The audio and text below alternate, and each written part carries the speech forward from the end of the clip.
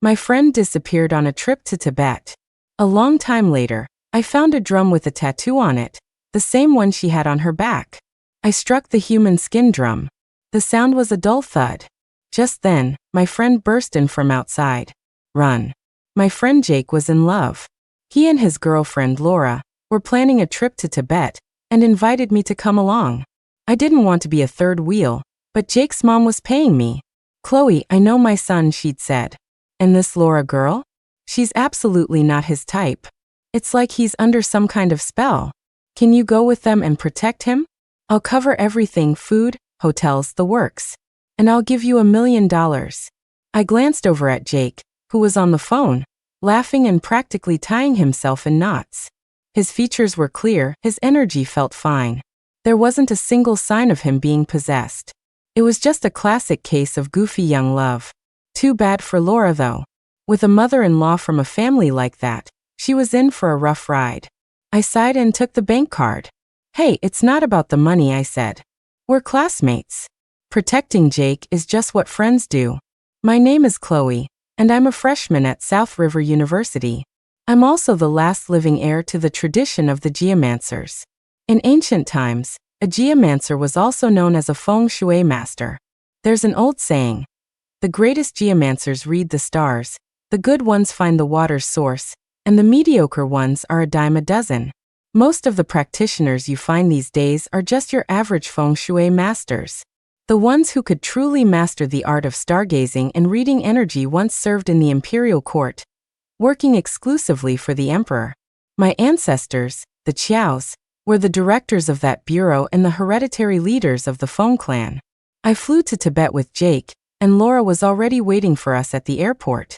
She was wearing a red dress with a silk scarf draped over her shoulders. The whole outfit was just tacky. But Jake looked absolutely starstruck. He walked right up to her with his arms wide open. Laura, you look so beautiful today.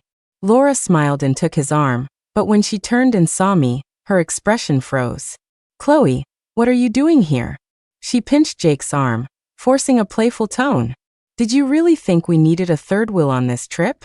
I pulled a bank card out of my pocket and flashed it in front of her. Consider it a message from Mom. Laura was speechless. Jake just gave a weak smile. She's kidding. My mom insisted she come along. I couldn't say no. Outside the airport, Laura hailed a cab to take us to where we were staying. It was an old house in the Barker Street area of Nyanki, one of many ancient buildings with unusually low doorframes. It stood right next to a temple, with colorful prayer flags fluttering in the wind. Laura explained that the distinctively low doors were designed to keep out what the locals call rolong. Rolong is the Tibetan word for walking corpse. Legend has it that when people who were evil or who starved to death die with deep regrets, their bodies can reanimate to finish their wicked deeds or search for the food they never got. Actually, a lot of the Chinese legends about reanimated corpses originated here in Tibet, Laura explained as she ducked through the low doorway. Jake followed her, his face full of admiration. Wow, Laura, you know so much. Once we were through the low door, the inside opened up into a surprisingly large space. The living room had an antique, all-wood design.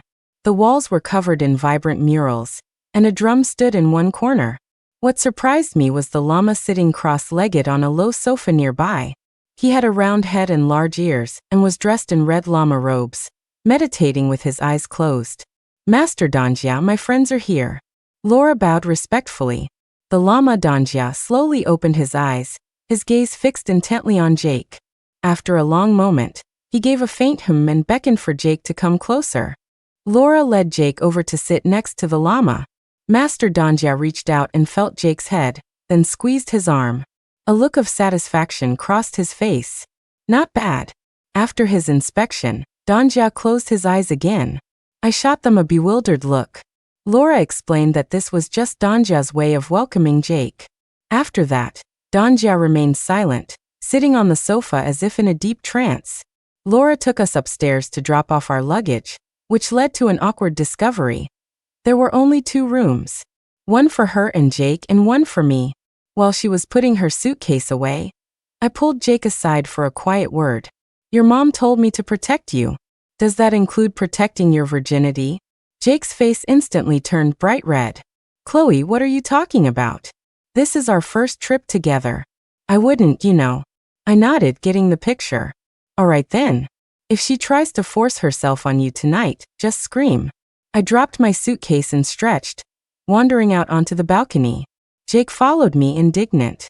Laura's not that kind of person. She's really sweet, you know. The balcony was small and made of wood, barely big enough for 2 people. I stood there, looking down at the inner courtyard of the temple next door. A lush cypress tree grew in the corner of the yard, and beneath it was a well. I was a bit surprised. Tibet's high altitude means the water table is usually very deep, so finding a good spot for a well is rare. A well in the temple meant there must be a significant underground river nearby. It was a good place to draw both yin and yang water. The sun sets exceptionally late in Tibet. It was almost 9 p.m., but the sun was still up. A red sun hung low in the sky, casting out thousands of brilliant rays. The mouth of the well was shrouded in the tree's shadow. As I stared at it, I suddenly thought I saw something on the well's wall. I rubbed my eyes, thinking they were playing tricks on me. Jake, look at the wall of that well. Is that a hand? Jake had tried out to be a pilot in high school and had excellent vision. He squeezed next to me and looked down. Whoa, it really is a hand, he said, shocked. The hand was gripping the well wall tightly, its back arched as if exerting great force. Hey, is anyone there? Someone fell in the well. I yelled down. Just then, the bell in the temple's western hall began to ring, drowning out my voice. The courtyard was empty, all the monks were likely at evening prayers. Stop yelling, they can't hear you. Let's go pull him up. Jake and I turned and raced downstairs. The temple gate was right next door. We were in a hurry to help, running as fast as we could. I bet it didn't take us more than a minute to get from the 2nd floor down to the well. But when we got there and I looked into the well, panting, all I saw was a pool of still, dark green water. The well wall was covered in slippery green moss, which was perfectly undisturbed, with no sign of having been touched. That's weird. Where'd they go? Were we seeing things? Jake peered into the well twice, then walked a full circle around it, completely baffled. What are you 2 doing? A stern shout came from a distance. I turned to see a tall lama running towards us, looking anxious. It was the same portly lama we'd seen in the living room. Master Dongjia, I think someone fell into the well just now. Dongjia's expression immediately grew tense, all of the calm composure from our earlier meeting gone. He glanced into the well and seemed to relax slightly. Impossible. Everyone else from the temple is at evening prayers. No one would be over here. The temple closes to visitors after 7. I must ask you both to leave. Dongjia gestured for us to leave, his face stern. With him putting it like that, we couldn't very well stick around. We had no choice but to follow him toward the exit. As we reached the main gate, I glanced back one more time. A hand was sticking out from the well wall. It was pale, and it waved weakly in our direction a few times. I stopped in my tracks. Jake saw it too, and his expression was as shocked as mine. Master Dongjia, there really is someone in the well. Did you see that? Jake blocked Dongjia's path, but the lama just shook his head. I don't see anything. The light under the tree is spotty. Are you sure you're not mistaken? Jake shot me a look. He distracted Dongjia while I sprinted back to the well and grabbed the pale hand. I pulled hard, and the upper half of a woman's soaking wet body emerged. She had short, wet hair plastered to her face, hiding half of it. But even so, her face was shockingly familiar. My hand trembling, I reached out and pushed her hair aside. She slowly looked up and smiled at me, her mismatched eyes, one a different color from the other, standing out in the daylight. Chloe, come down and keep me company. I was stunned. It was Sarah, Laura's sister. I turned to call for Jake, but Master Dongjia had vanished. Jake was standing right behind me, his face grim. Jake, it's Sarah. Sarah, what are you doing here? Jake nodded. Then a strange smile crept across his lips. I know. Why don't you go down and ask her? She'll tell you everything. With that, he gave me a hard shove. I felt a powerful force hit me, stumbled, lost my balance, and pitched headfirst into the well. Sarah's pale arm still gripped mine tightly, her nails digging into my flesh. Ha ha ha ha, Chloe, come play with me. Amid a shrill, eerie laugh, I fell backward into the water. An icy, slick coldness enveloped me. I took a deep breath and sat upright. As I sat up, I realized I was lying in bed at the rental house. The blanket was damp and heavy, making it hard to breathe. I sat up and glanced groggily out the window. The sun was setting, its orange light painting the pale gray sky. It would be dark soon. Had I fallen asleep just like that? And had such a bizarre dream? I wiped the cold sweat from my forehead, threw off the covers, and walked out onto the balcony. From the balcony, I could see the inner courtyard of the temple next door. A lush cypress tree grew in the corner of the yard, and beneath it was a well. In the last rays of sunlight, a pale hand shot out from the mouth of the well. "Chloe, I was calling you for ages and got no answer. Time to come down for dinner." Jake opened my door and walked right in. Seeing me staring blankly from the balcony, he came over and nudged my arm with a grin. "What's up? Spying on the monks next door? Holy crap, is that a hand? Someone fell in the well. We have to go save them." Jake rubbed his eyes, his expression changed dramatically, and he turned and bolted downstairs. I chased after him, a surreal, dream-like feeling washing over me. The temple bell rang. Jake and I ran into the backyard. The well was empty. The Lama, Danja, sternly ordered us away. "The temple closes to visitors after 7. I must ask you both to leave." Danja's mouth opened and closed, his words identical to the dream. I felt completely dazed. The sunlight broke into halos before my eyes, and cold sweat beaded on my forehead. "Jake, I need you two to leave immediately." Danja's tone hardened. I walked right up to him and slapped him across the face. The crisp smack echoed. Danja stared at me, dumbfounded, holding his cheek. Jake was horrified. "Chloe, what are you doing? Why did you hit Master Danja?" I looked down at my hand. "Weird, it doesn't hurt. Am I still dreaming?" Danja was furious. "You hit someone else. Why would you feel pain? If you want to know if you're dreaming, you're supposed to hit yourself." I nodded. "You make a good point.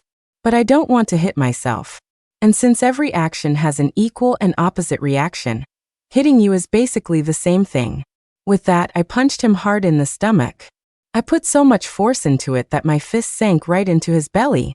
His body dissolved into a puff of smoke, then dissipated completely. A moment later, he reappeared about 15 feet in front of me, grinning menacingly. "Well, I didn't expect this. A geomancer, indeed. You figured it out surprisingly fast." I pulled my hand back, my expression serious as I stared at him. I didn't expect to find a nightmare in a small place like Nyanki either. A nightmare, or yen, is a creature born from dreams. It weaves dreamscapes to trap people's souls, holding them until they die, unable to escape. Sometimes people experience sleep paralysis. They're conscious but can't move or speak. That's when they've encountered a nightmare beast, the creature's larval stage. Most nightmare beasts are harmless, only able to trap a person for a few minutes before dissipating. But a true nightmare is a different story. There's a saying, 9 demons are no match for 1 nightmare. The conditions to create a nightmare are incredibly specific. You need a mass death event, the bodies must be intact, and the deceased's astrological charts must be entirely in. To create a nightmare, countless people must have died around here. Hey, you guessed it. But even if you know you can't escape, in a dream, I am a god. Danja raised his hands. His body was still a dense fog, his upper half hidden within it, making him look a bit like the genie from Aladdin's lamp. He was right. Nightmares are incredibly powerful, but they aren't without weaknesses. I sneered. "You know how I found you out so easily? Because if someone calls me for dinner, there's no way I wouldn't hear them. Nothing is more important than food." The fact that Jake had supposedly been calling me without a response was the biggest flaw in the illusion. Now that I knew I was in the nightmare's dream, finding a way out would be much easier than if I'd remained oblivious. I glanced to my left at the well. From the very beginning, the nightmare's dream had revolved around it. The places it most wants to keep me from are usually where the exit is. I leaped to my left and jumped straight into the well. Thump! My head hit a hard surface. The pain was sharp and clear. I sat up, clutching my head in a daze. Looking around, I was still in the guest room of the rental. The sun had completely set, and it was pitch black outside.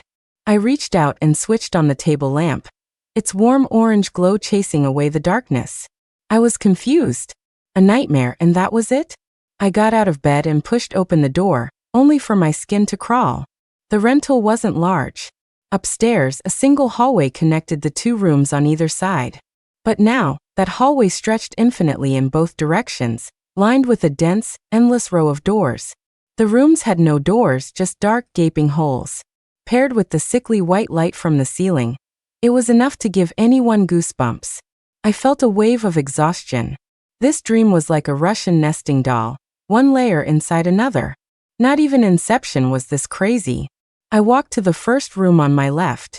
In the total darkness, a little girl sat alone on the floor, beating a drum. She looked about 5 or 6, with 2 pigtails bouncing as she moved. My big sister couldn't speak. I miss my big sister every single day. Have you seen my big sister? Can you help me find her? The little girl turned her head. Her eyes were completely black, the pupils filling the entire sockets. The drumstick in her hand was a human bone. As she spoke, she raised the bone and swung it violently at me. I dodged to the side and ran. I sprinted down the hall with the little girl chasing relentlessly behind me. I ducked into a room on the right. The girl stopped, looking at me hesitantly. "You come over here," she said. I shook my head and made a beckoning gesture with my finger. "Why don't you come over here?" The little girl grew more hesitant, biting her lower lip with a look of fear. "I can't. I'm scared of the old man in there." She clutched her bone tightly and slowly squatted down against the wall. The moment she squatted, a giant, purplish-black tongue shot out from the doorway of the next room. It wrapped around the little girl and dragged her inside. The girl let out a piercing scream, dropping the bone. A moment later, a sickening crunch sound of chewing came from the dark room. My courage instantly evaporated. Just then, a grating, nails on a chalkboard sound scraped from behind me. The hair on my back stood on end. I slowly, stiffly turned my head. The lights flickered on. The back wall of the room was a giant blackboard. A white-haired old man stood before it, holding a piece of chalk. I took one look at what was on the board and held my breath. It was a calculus problem. "Solve this problem, and I'll let you leave," the old man said, waving his hand. The doorway behind me vanished. I was surrounded by walls and blackboards. No wonder the little girl was terrified of this place. I couldn't believe it. It was summer vacation, and I was still being tormented by advanced math. I walked reluctantly to the blackboard and picked up the chalk, staring at the problem for what felt like an eternity. A person only has so much mental energy. Since I spend so much of it fighting demons, my academics have suffered a little. I'd only scored a 60 on my calculus final, just barely passing. And everyone knows what a 60 means in college. Seeing my miserable expression, the old man snorted. "When you're solving a problem, think about the creator's intent." I gripped the chalk tighter. His intent was to kill me. The old man's face immediately hardened. Just as things were about to get ugly, a surprised voice came from behind me. "Chloe, what are you doing here? Did you get eaten by that monster too?" It was Sarah. She walked in holding a book, a look of complete surprise on her face. I was just as stunned. "It really is you. Weren't you in Sichuan? What are you doing here?" Sarah walked up to me, took the chalk, and solved the calculus problem in a few quick strokes. Then she wrote an even harder probability question on the board. Now it was the old man's turn to stand there pondering. Sarah pulled me aside to talk. After she explained what happened, I was shocked. "What do you mean? The soul inside Laura is someone else? From an ancient tomb? That's impossible. A soul carries a person's memories. If it was an ancient spirit from a tomb, how would it know about things from your childhood?" Sarah hung her head, looking dejected. "I don't know, but she is definitely not my sister. Not long after you guys left, she brought me to Tibet, pushed me into that well, and I've been trapped here ever since." The nightmare had woven this dreamscape, trapping countless souls. Behind every door was a soul it had consumed. Then, like raising fighting insects, it made these souls attack each other. The ones who died with powerful resentment or were inherently evil would transform into various monsters. Every so often, a particularly powerful monster called a chi would evolve, which was a great source of nourishment for the nightmare. After the nightmare devoured the chi, its power would grow stronger. The monster that had just eaten the little girl was on the verge of evolving into a chi. That little girl was a tragic case, you know? Back in the day, high-ranking lamas in Tibet would use human skin drums as ritual instruments. These drums were made from the skin of girls under 16. To maintain their purity, the girls were forbidden from hearing or speaking profanities, and were kept from the pollutions of the world. Their eardrums were pierced at birth, and their tongues were cut out. They were deaf and mute from childhood. And the skinning process, they did it while the girls were still alive. It's just too cruel. Sarah chattered on, telling me all sorts of things. But my mind was stuck on what she'd said earlier. This soul was from an ancient tomb in Sichuan, a tomb belonging to the Chiyu tribe. It must have used some secret art to extract the memories from Laura's soul. It lured Sarah to Tibet just to push her into the well. So why did it bring Jake here? Wait a minute, Jake. Jake must have had some spell cast on him by that demoness. He could be in danger. I started to panic. I bit the tip of my tongue and smeared the blood on my eyelids, then recited the heart-cleansing mantra. Slowly, the walls and the blackboard in front of me faded away. Jake's room appeared before me. He was pacing impatiently, glancing at his watch every few seconds. Chloe really sleeps like a log. I've been calling her forever, and she's not waking up. Laura let out a soft laugh and walked over, wrapping her arms around his waist. Then just let her sleep. It's not like we have anything to do tonight anyway. Jake irritably pushed her arms away. No way. Chloe hasn't had dinner yet. She can't miss a meal. Something feels really off today. I have to go check on her. Jake walked through the hallway. For a second, he almost walked right past me. I yelled out in desperation, Jake. Get the lightning-struck token out of my pocket. Jake froze, looking at the empty air in disbelief. His astrological chart is special. All 4 pillars are yang, he's a virgin. And his fate is one of mutually reinforcing power and authority.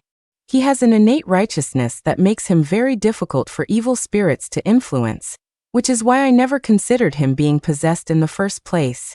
Jake stood there stunned, looking around for the source of the voice. Laura followed him out and also stared in my direction, bewildered. Impressive. A geomancer, indeed. Laura waved her hand, and a thick fog billowed out, obscuring my vision. Let's go. We'll see if Chloe is awake yet. Damn it. It really was that witch. I stomped my foot in frustration and cast a spell to disperse the fog. Learning my lesson, I didn't make a sound this time. I just stayed in the room and watched as Jake walked over to my bed. Chloe, time for dinner. We're having stone pot chicken and roasted pig's feet. Jake whispered in my ear a few times, but my body didn't stir. My soul, however, was already drooling. It had been almost 6 hours since we got off the plane, and I hadn't eaten a thing. I was starving. She must be exhausted from the flight. Maybe she has a bit of altitude sickness. Let her get some good rest. Laura shot a mocking glance at my sleeping form. Jake nodded and pulled the covers up for me, but his other hand snuck under the blanket and started fumbling around my pants pocket. My eyes lit up. That's my boy, Jake. Well done. Finally, Jake's fingers closed around my lightning-struck token. Just as he was about to pull it out, Laura grabbed his arm. Jake, what are you doing? Jake's expression instantly became awkward, and he pulled his hand out, his face flushing red. I thought I heard Chloe tell me to get the token. Laura narrowed her eyes. Jake, are you in love with her? You told me you only loved me, and that you'd never lie to me. Jake immediately raised his hand as if taking an oath. No, I don't like her. Laura, I only love you. I always will. Why did that dialogue sound so familiar?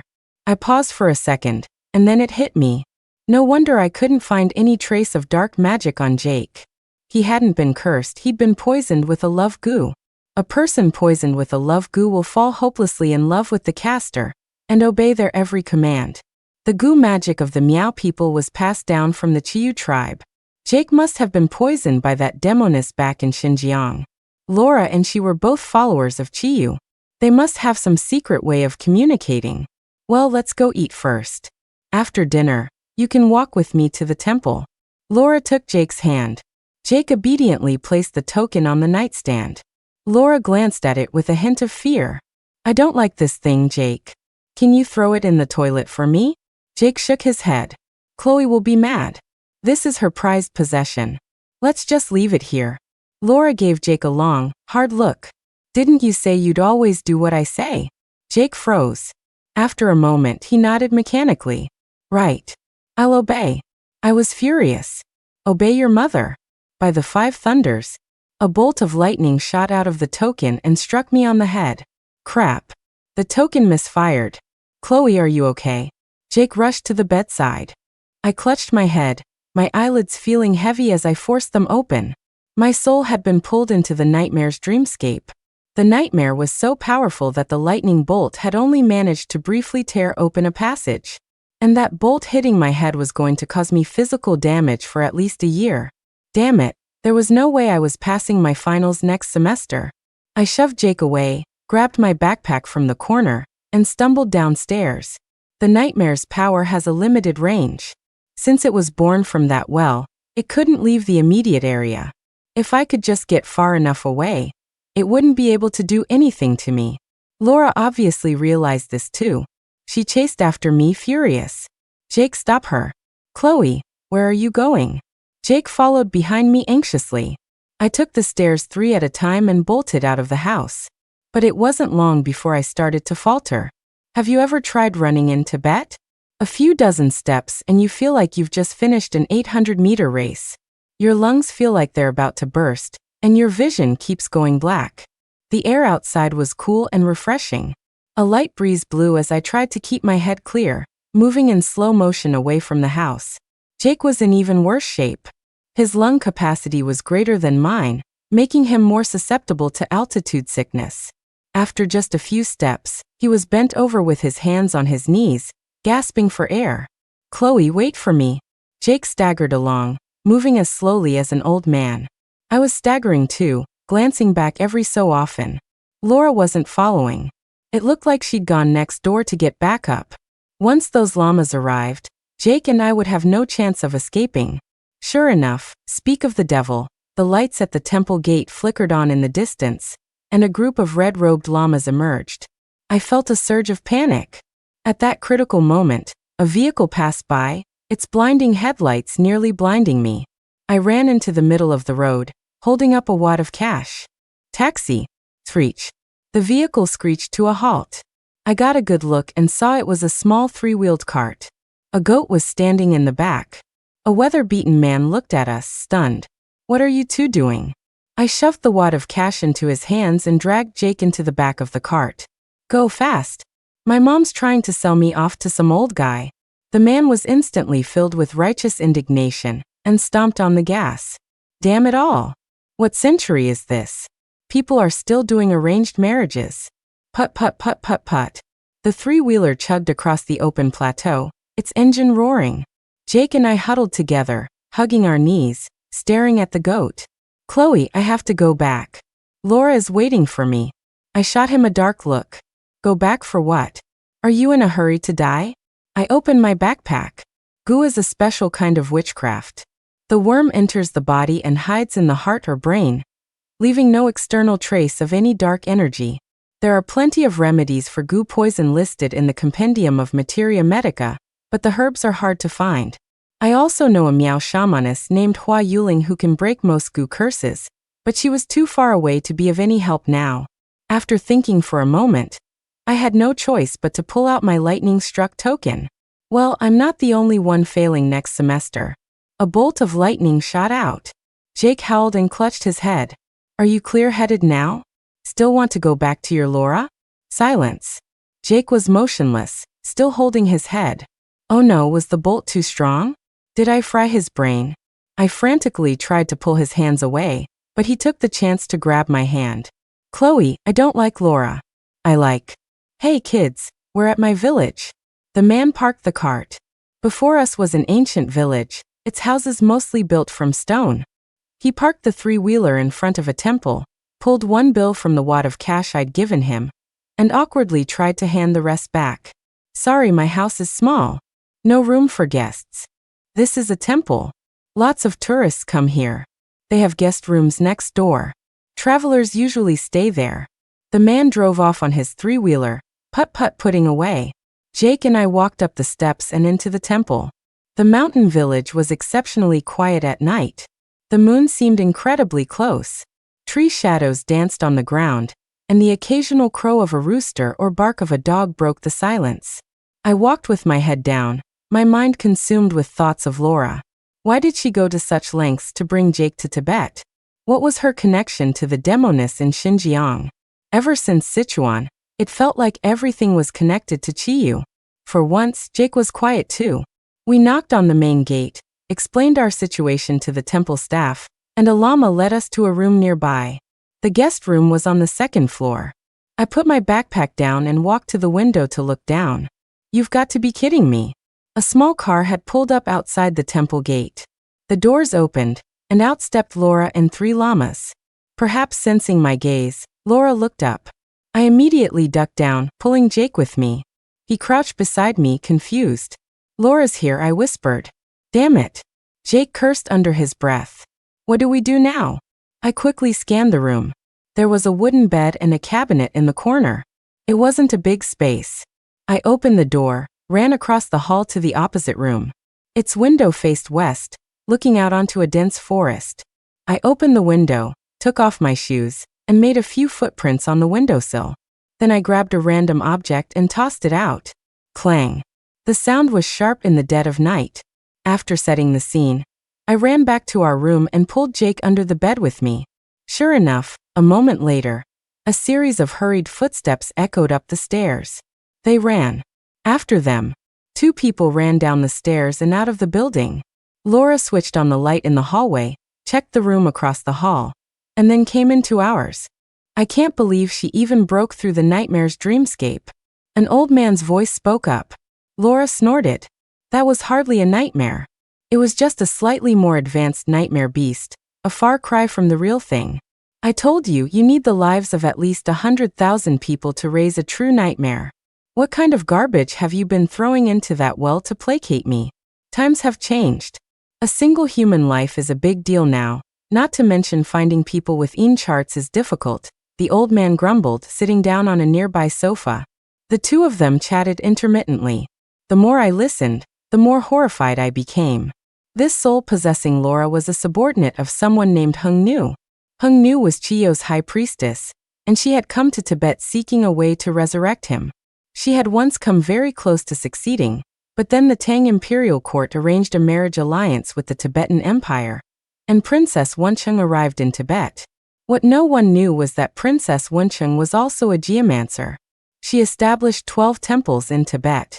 On the surface, they were monasteries, but in reality, they were the 12 immovable nails, meant to suppress the demonists. The Tongka painting of the Tibetan demon suppressing diagram is still on display in a museum. For all these years, the descendants of the Chiyu tribe had been secretly infiltrating Buddhism to rescue Hung Nu. Those ritual objects made of human bones and skin were actually demonic artifacts, all created to destroy the magical formation. What an incredible, long game they were playing. I clenched my fists in righteous anger. Suddenly, I felt something tickle my calf, followed by a faint squeak, squeak. A mouse crawled over my leg, then scurried under the hem of Jake's shirt, popping its head out at his collar. Jake sucked in a sharp breath. I shot him a look, silently telling him to stay calm. The next second, the mouse ducked back into his shirt and started crawling toward his crotch. Jake couldn't take it anymore.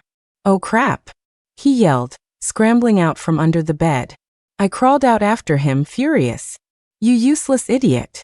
Laura looked at Jake with mild surprise, then sneered. The goo wore off that quickly, huh? She gave the lama beside her a look and suddenly rattled off a long string of Tibetan. They were discussing how to deal with us right in front of our faces, and we couldn't understand a word. How infuriating. Jake let out a cold laugh. It's okay, Chloe. We can talk in English to humiliate them. One of them was an ancient soul, the other an old lama. Neither of them would know English. Blah blah blah. I think gibberish, okay? I fell silent. Is it possible you're the one humiliating me? Laura started laughing. Chloe, he said you 2 should split up and run. I snorted. Run? Why would I need to run? I'm a geomancer, for crying out loud. I can take you 2 on. I raised the lightning-struck token in my hand. Take this. Laura instinctively raised her hands to block her face. I had already charged toward her. But as I passed, I sidestepped and sprinted out the door. Jake and I were perfectly in sync. He was right on my heels. We flew down the stairs. Laura yelled furiously from behind us. Get them. There was a side door on the west side of the temple. The llamas who had been chasing us earlier had run out through it. The courtyard gate was wide open. Jake and I burst through it and disappeared into the woods. Once we were in the forest, we slowed down. There was already a group of llamas in here from the earlier chase. I had to be careful not to run right into them. On a Tibetan night, the moon hangs so low it feels like you can touch it. Jake and I held hands, carefully sticking to the edge of the woods. The forest was filled with prayer flags. Some were tied high up in the treetops, while others were strewn carelessly on the ground, easy to trip over. Jake stumbled and fell with a muffled grunt. I crouched down beside him. The thing that tripped him looked familiar. I picked up the semicircular object and held it up to the moonlight. It was a human skull. Its empty eye sockets stared at me, and maggots crawled inside. I tossed the skull away in disgust. Who's there, Gambu? A voice called out from nearby. Jake and I jumped, looking around frantically. I pointed to a tree trunk. Climb. Jake nodded, placed his hands on the trunk, and crouched down, motioning for me to climb onto his shoulders. I didn't hesitate, stepping right up. He wobbled to his feet, and only then did I realize something was off about the tree. It had a thick trunk, and about 6 feet up, it split into 3 massive branches. Right where the branches met, something was tied up with cloth strips. I scrambled up the trunk. Jake found his own tree to hide in. As I sat cross-legged on a branch, the silvery moonlight illuminated the object across from me perfectly. It was a wooden box, about half the height of a person. It was so old that there were several holes in its surface. A pale, bluish-white hand stuck out of one of the holes. The hand was much smaller than a normal person's, with long nails and slightly curled fingers. I jumped, shrinking back and whispering a greeting. Hey buddy. Just borrowing your spot for a bit. I hadn't even finished speaking when the hand shot out and clamped down hard over my mouth. A foul stench hit me, and I nearly passed out. Just then, the sound of many footsteps came from below the tree. The high priestess said they ran in this direction. Have you seen them? Search carefully. Be quiet. Don't disturb the spirits of the dead. The voices faded into the distance. The hand on my mouth tightened. I held my breath, pulled the 7-star sword from my bag, and gave it a quick slash. Swish, the hand instantly retracted back into the box. I breathed a sigh of relief and poked into the hole in the box with my sword. After a couple of pokes, it went silent inside. Once the llamas were gone, I jumped down from the tree and walked to the large tree nearby, keeping my voice low. Jake, come on down. Jake. Didn't you hear me? You didn't fall asleep, did you? I looked up into the branches. There was something tied up there too, but it wasn't a box. It was a bundle of torn blankets. A small boy was sitting on Jake's chest, his hands wrapped around Jake's neck. Jake was being strangled, his eyes rolling back in his head, his arms hanging limply at his sides. I panicked and threw my 7-star sword upwards. The blade sliced through the boy. He let out a strange shriek and darted back into the bundle of blankets. Jake fell straight to the ground. Cough, cough, cough. Jake pushed himself up and told me we needed to get out of this forest, fast. It's a special custom in Nyanki called tree burial. They put the bodies in wooden boxes or barrels and tie them to tree trunks. Damn it, that little ghost almost choked me to death. I looked up. Sure enough, every tree trunk had a bundle tied to it. Some of the thicker trees had several wooden boxes hanging from them like grotesque fruit. According to local custom, the souls of children who die young are pure. By tying them to a great tree, they can be reborn as strong and sturdy as the tree itself in their next life. Unfortunately, the type of tree mattered. Some of these were locust trees, which are extremely mean. Being buried on one meant their souls couldn't move on, which only ended up harming them. An idea struck me. I took a few coins from my bag and set up a formation. It was called a soul guiding array. Since there were so many little ghosts here, I might as well lead them out to keep those llamas busy. Jake and I then circled around to the very edge of the forest and left, walking under the bright full moon. We walked all night. Just as the sky was beginning to lighten, we finally reached a main road. We flagged down a large truck that took us into the city. Jake and I found a restaurant, ordered food, and began to devour it. Chloe, what do we do? Should we just go home? I glared at Jake, my mouth full of chicken. No way. I've never been humiliated like this before. Jake's brow furrowed. But there are so many of them, and it's just the two of us. If we face them again, it'll just be another great escape like last night. Hey, you call that so many? Watch this. I can summon a few hundred people for you right now. I pulled out my phone. Hello 911? I'd like to report a major homicide case. A serial killer dumping bodies. Yes, I saw it with my own eyes. The well is overflowing with corpses. They're packed in there. Jake. After eating, we hailed a cab and swaggered right back to our rental on Barker Street. Laura was standing at the entrance of the temple next door, speaking quietly to a llama. The llama suddenly fell silent and looked in our direction with surprise. I gave a little wave. Well, hello there. Laura narrowed her eyes. Chloe, you dare to come back? You've got some nerve. I sidestepped. Officers, it's them. The murderers are in the temple. Seeing the swarm of police cars pulling up behind us, Laura was completely stunned. She turned and ran into the temple. A tall, handsome officer in uniform walked over to me. Are you the one who called this in? I nodded. There are a lot of bodies in that temple well. All those llamas are suspects. I led the police into the temple. Laura's nose was practically twisted with rage. This is a dispute between occult practitioners, Chloe. You have no honor. My power is already beyond the rules of this mortal world. Bringing them here won't do you any good. A few of the nearby officers chuckled softly. What are you guys doing shooting a movie? One of the tall officers, holding a body camera, walked over to the well and started filming. This is the spot where you said the bodies were dumped? Laura nodded, a strange smile on her face. That's right. Right here. Want to go down and have a look? Her dark eyes seemed to become a vortex. All the police officers stared at her blankly. A moment later, they collapsed, one after another.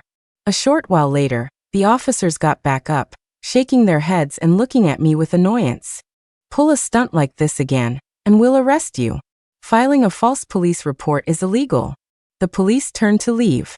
I was about to go after them when my knees buckled, and I fell to the ground. Just before my eyes closed, I remembered. Crap. I forgot about the nightmare. When I opened my eyes again, Jake and I were back in the rental house. He was standing in the hallway, looking completely lost. Chloe, I think I just had a very, very long dream. I sighed. What happened before wasn't a dream. This is. Jake turned and stared at the hallway that stretched out to infinity, his eyes wide with terror. I calmly reassured him. Don't worry. Just hit my head with a bolt of lightning, and we can get out of here for a bit. And when we get out, I'm going to kill that bitch. I muttered a spell and then shouted, by the 5 thunders. When I opened my eyes again, I found a llama carrying me, just about to toss me into the well. A flash of lightning lit up the mouth of the well. Splash. I was plunged into the icy water, which rushed into my nose. I gasped, coughing violently. Laura peered over the edge of the well. This nightmare beast is getting more and more useless, she said, surprised. I thrashed in the water, a wave of fury rushing to my head. If I hadn't been so decisive, if I'd woken up just 1 minute later, that witch would have drowned me. In my extreme anger, I stopped caring about the cost. I gritted my teeth, bit down hard on the tip of my tongue, and smeared the blood onto my token. Laura, do you know what real divine power is? Laura sneered. Ah. You're in this state, and you think you have any new tricks up your sleeve? Bring it on. A lowly geomancer like you, let's see what you've got left. The power to turn you to dust. I closed my eyes and began to chant. By the heavenly emperor's decree, I summoned the thunder gods. Reaching to the infinite above, grasping the underworld below. Come to my altar and heed my command, execute the evil spirits. Let this talisman's order be carried out with fiery haste. As I chanted, tears welled in my eyes, partly from the pain, and partly from the heartbreak. My heaven's wrath talisman. I'd used it twice in just a few short months. Damn you to you. At the temple gate, the tall police officer who had just left turned around and came back. Where's that young woman who reported the crime? You forgot to sign your statement. What is that? Holy crap. A dense web of lightning descended from the sky, blanketing half the temple. Officer, I'm at the bottom of the well. Help me. Laura collapsed to the ground. More than half of the temple's lamas had fled. Master Donjia, possessed by the nightmare, had already dissipated into a cloud of smoke. Under the heavenly tribulation, all the souls trapped in the nightmare's dreamscape vanished along with it. For them, it was a release. I treaded water, yelling. Jake stood up and was the first to rush to the well's edge. Curious tourists started to wander in from outside, their eyes wide with shock. Officer, what crime did this person commit to deserve being struck by lightning? Is this some new kind of weapon? The police officer was speechless. He shooed the onlookers away and called for his team to return. A rope was thrown down. I grabbed it, but as I was about to climb, I noticed another tunnel sloping downwards next to the water line. I told the police about it. They sent 2 officers down with me. As we crawled into the passage, we all fell silent. It opened into a vast, empty space that stretched under the entire temple. The ground was covered with a dense pile of bones. On top of the pile lay a fresh corpse. It was Sarah. The horrific case sent shockwaves through all of Tibet. Because of its exceptionally brutal nature and the high number of deaths, the specific details were never released to the public. Laura was also brought in. When she was taken to the police station, she looked completely bewildered. I feel like I've just woken up from a very, very deep sleep. I don't know anything. After a few questions, I realized she was the real Laura. Her soul must have been suppressed within her own body by the witch. Normally, a body can only contain one soul. No wonder the witch knew all of Laura's memories. I had no idea what kind of secret art she had used. The witch from the ancient tomb had been completely annihilated by the lightning. To protect Laura, I could only say that I had accidentally fallen into the well. The lamas in the temple confessed to the murders. Laura was released and decided to stay in Tibet to handle her sister's funeral arrangements. Jake and I didn't dare to stay in Tibet any longer. We bought plane tickets and prepared to leave. The night before our departure, the tall police officer came to find me at the rental. His name was Dorj. He'd only graduated from the police academy 2 years ago, and was still full of curiosity, not as rigid as the older officers. I told him the truth. He was silent for a long time. This sect has been part of Buddhism for many years, and is very powerful. It's probably a good idea for you to leave as soon as possible. Buddhism was originally about saving all sentient beings, founded on compassion. But it had been co-opted by followers of the Chiyu tribe, who had forcibly inserted parts of their sacrificial culture into it. They used human skin and bones as ritual instruments, promoted all sorts of outlandish doctrines, and attracted a large number of die-hard followers. It wasn't until after the serfs were liberated that the practice of using corpses for ritual objects became less common. But there were still some fanatical believers who willingly offered their bodies. We talked for a long time. The next day, Dorj personally drove us to the airport. The scenery on both sides of the road was beautiful, a vast sky, rolling clouds, and endless grasslands dotted with nameless wildflowers. The car drove on for a very long time, until a massive lake appeared up ahead. I tightened my grip on the token in my pocket. This isn't the way to the airport. Dorj calmly pulled the car over, rolled down the window, and lit a cigarette. Chloe, do you know what Dorj means in Tibetan? It means Vajra, a diamond or thunderbolt. I was confused. What, your dad likes King Kong? Dorj chuckled. The Vajra vanquishes demons. My father was also a lama. There is no demoness in Tibet. She is the Buddha mother. No one can stop her from returning to this world. He looked at the lake before us, his eyes growing fanatical. This is the holy lake, Yamdrak Lake. The Buddha mother will be reborn here. We are about to succeed. He was a human, not a demon. My 7-star sword and lightning-struck token would be useless against him. Unfortunately for him, he had a classic villain's flaw. He talked too much. While he was rambling, Jake launched himself forward and wrapped his arm around his neck from behind. George struggled violently, his arms and legs flailing. He accidentally hit the accelerator. The car shot forward toward the massive lake and plunged straight in.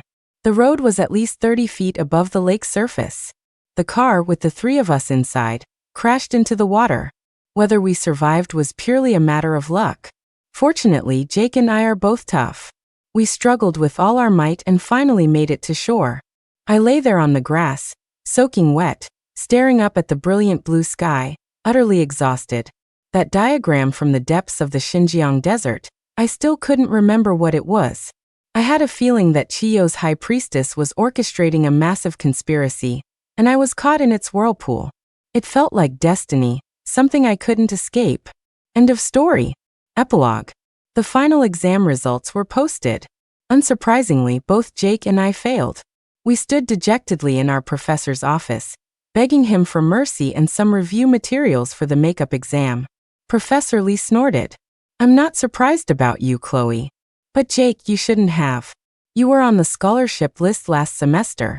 Jake muttered something under his breath. Professor Lee's face hardened. "What's your excuse?" Jake said, "Professor, I didn't mean to fail. My brain got struck by lightning." I quickly chimed in, "Professor, I had it worse. I got struck twice." Professor Lee calmly pushed his glasses up his nose. "Get out." I refused to leave, continuing to plead with him. Professor Lee's phone rang. He answered it, habitually putting it on speakerphone, perhaps because of his age. A loud voice came from the other end. "Uncle, you can't just abandon us. You're the most capable person in the family. You have to help us find a master." Professor Lee's face turned red, and he fumbled to turn off the speaker. "What nonsense is this? I'm a university professor. Where am I supposed to find one of those masters? Don't you start with that superstitious nonsense with me." The person on the other end started crying. "But uncle, this wasn't an ordinary murder. Who kills someone like that?" They dressed a young boy in a red flowery dress and hung him from the rafters. Everyone is saying he was taken by an evil ghost, that his soul can't find peace. I'm useless. My boy is dead. I can't let his soul suffer too. Oh, uncle.